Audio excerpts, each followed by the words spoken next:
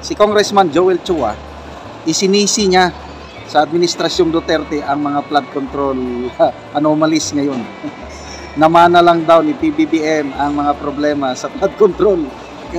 Okay, basahin natin ha. Namana lang daw ni Junior. Tila hindi na nasorpreso ang publiko nang iginiit ng mga congressman ng ugat ng flood control scam ay mula pa noong administrasyon ni PRRD. As usual, sa unang pagdinig ng House Infra Committee, sinabi ni Manila Representative Joel Chua na ang mga anomalya ay may pinagmulan sa budget insertions noong panahon ni PRRD. Ito ang kanyang payag. Noong 2017 pa lang, nagsimula na maglabasan ang mga babala. Sunod-sunod ang mga ulat ng Commission on Audit mula 2017 hanggang 2020 na naglalantad ng ilang libong proyektong delayed, depektibo o tuluyang hindi na ipapatupad na nagkakalaga ng daang-daang bilyong piso.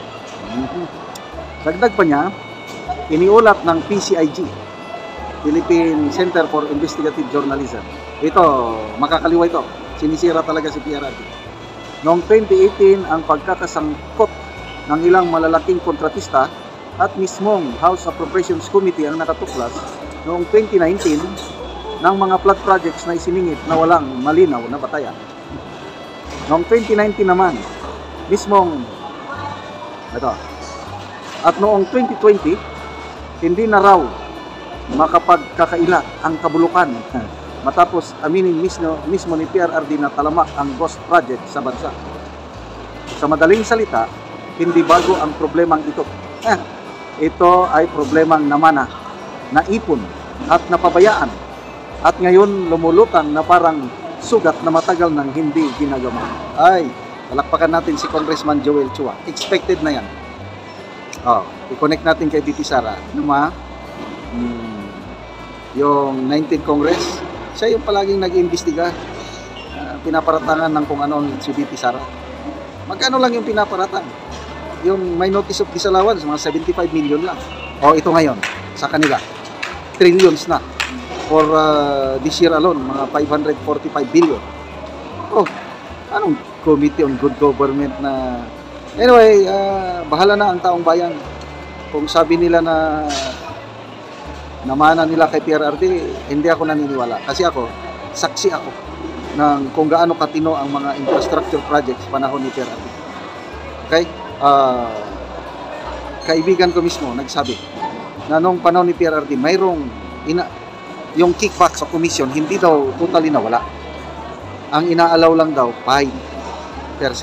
Pinakamalaki na, paminsa-minsa lang, may 10%.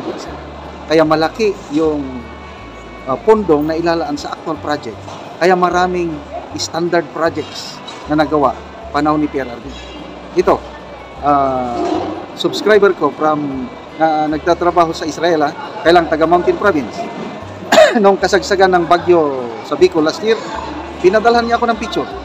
Sa bayan nila, sabi niya, Kapsat, ito po ang bayan namin, delikado kami sa baha o sa malaking ilog. Kaya lang, pasalamat kami, panahon ni PRRD, ginawa yung diki, matibay. Takot yung mga kontraktor na gagawa ng kalukuhan kasi hindi sila babayaran ni PRRD. So nakita ko yung picture, ang laki nga yung baha. Kaya lang, ang laki naman yung napakatibay yung dike. Kaya ligtas na ligtas ang bayan ngayon ng Mountain Province dahil sa magandang pagkagawa ng flood control project panahon ni PRRD. Okay, kami sa aking farm sa Bukidnon, infra project din ito, hindi flood control, kailang kalsada. Ang gandang pagkagawa. Yung unang kontraktor pumasok, pangit ang pagkatrabaho niya, inireklamo lang ng mga tao. Itinawag sa 8888. Ako, inaksyonan kaagad. Tinanggal yung kontraktor na nagsimula. Walang bayad. Tapos may pumasok na panibagong kontraktor. Yun, ginawa, maganda. Kaya lang, nung nagkaroon ng quality inspection, mayroong mga lugar, yung kalsada na papunta sa aming farm na substandard. Hindi sila babayaran ng Duterte administration. Kaya napilitan yung kontraktor, yung mga na hindi nakapasa sa quality test, yung mga substandard, yung iba nila, binakba. Tapos sinimento ulit. Then testing, pasado, yon. Saka na lang binayaran yung kontraktor. Meron ba tulay? Doon din sa amin, sa bundok. Pag testing, hindi pasado, hindi binayaran. Wala, lugi yung kontraktor. Then pumasok ang panibagong kontraktor. Ginawa, maganda, yung binayaran. Ganon ang style PRRD. Kaya hindi ako naniniwala ito. Paninira lang nila sa ating minamahal na Tatay Digong. Bahala ng taong bayan, basta the best president we ever had. Sasabihin ko yan sa aking mga anak ko, alam nila. At mga apo ko. Talagang sinasabi ko na tungkol kay PRRD, lalo na yung ginawa nila na kinidnap sa dinala sa ICC nila. Pinapasa ko na sa next generation na itong ginawa ng administrasyon ito. Sabi ko, yung Marcos Sr., okay. Dahil nakapag-aral kaming mag-asawa dahil sa Marcos Sr. Itong Marcos Jr., the worst president we ever had. Wala nang tatalo pa. So, sige, sirain nyo lang aming Tatay Digong. Kailang ang taong bayan, bahala nang umusga kung sino ang mas mabuting presidente. Ang Tatay Digong namin ba o ang inyo ngayon? Okay, salamat mga kaibigan sa inyong pagsubaybay sa ating channel. Kakatulong kayo ng malaki sa tribong Talandig ng Bukidnon dahil ang sweldo natin sa channel na ito, pantulong sa tribong. Namimigay tayo ngayon ng libreng yero para makapagpatayo sila ng maayos na tahanan. Panoorin nyo ang video na ito. Nang natagaan na mo gyero. So magatop na ni karon. Salamat yo, makaatop na gid ni karon. O karon mo na ni ang karaan nga balay sa natagaan na mo gyero.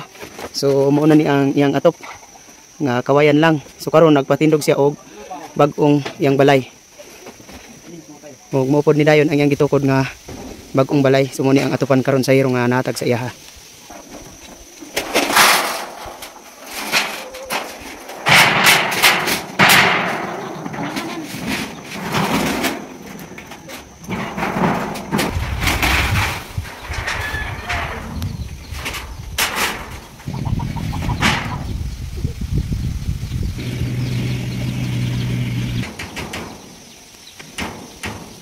Karon naman ni gini kuya sa pag-atop, so maayo na gid nga tan-aw ang iyang balay.